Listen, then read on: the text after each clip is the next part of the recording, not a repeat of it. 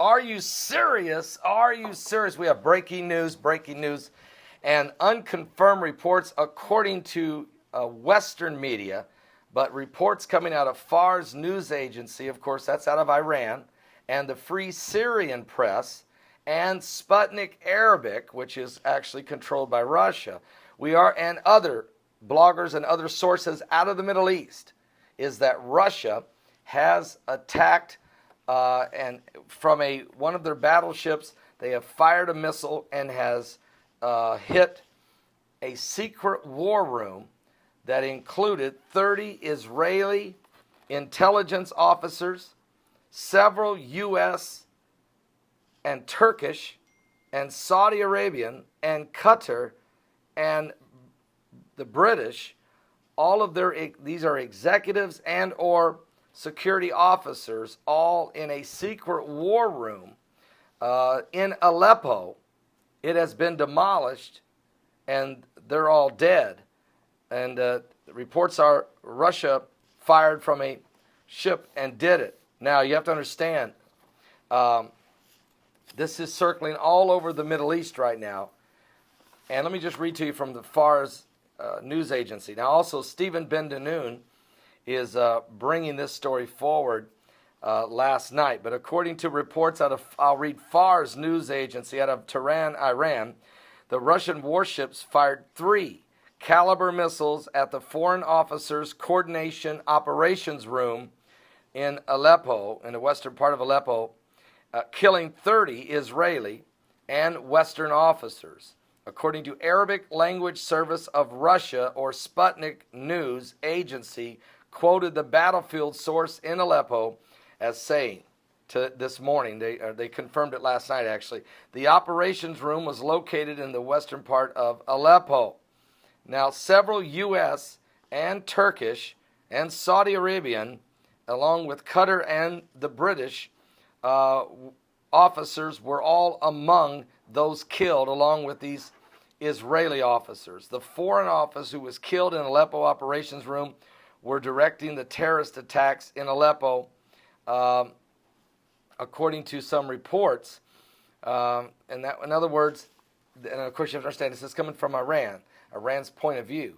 But what the key thing is, if this happened, and we do not have any confirmation from the BBC or CNN or Western media, even RT, we're still waiting for Russia Today, or Reuters or the AP.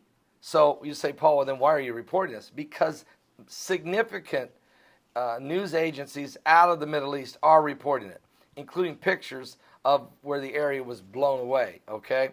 I don't know.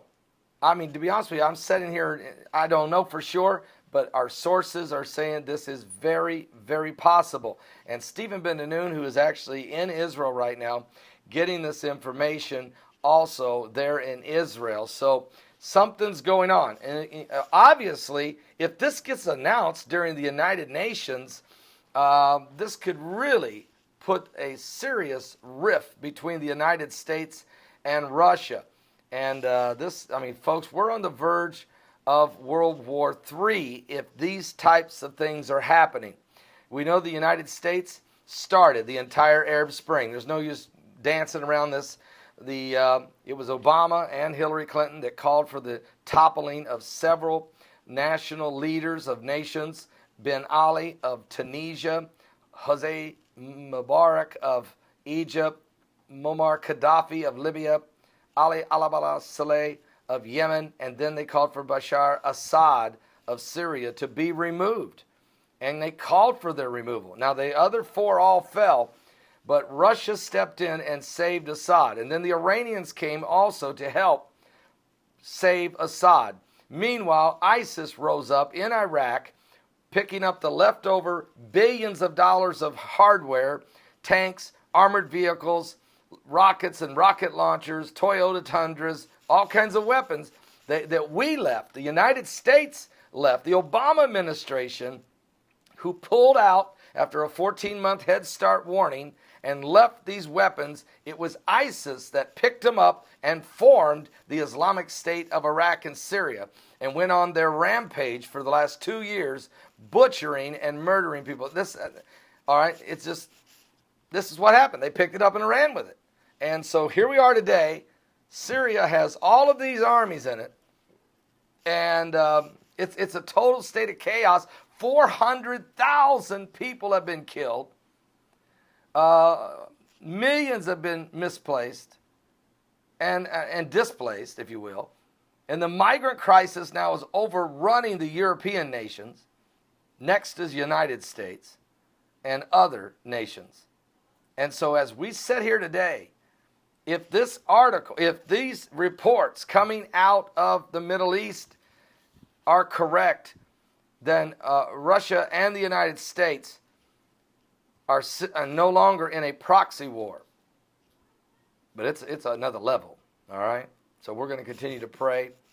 And if we get more information confirming that this is true, we'll come back to you again with some more Western outlets.